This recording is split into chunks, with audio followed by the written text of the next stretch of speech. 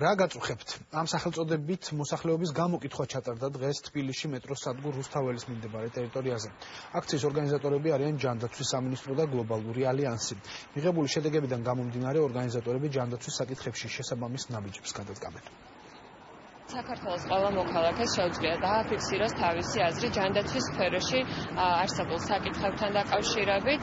აღნიშნული გამოკითხვა დაიწყო 25 იანვარს 15:05-ზე ვებ-პორტალზე. შეუძლია ყველა მოქალაქეს ასევე შევიდეს და იგივე კითხვარი შეავსოს ონლაინ რეჟიმში.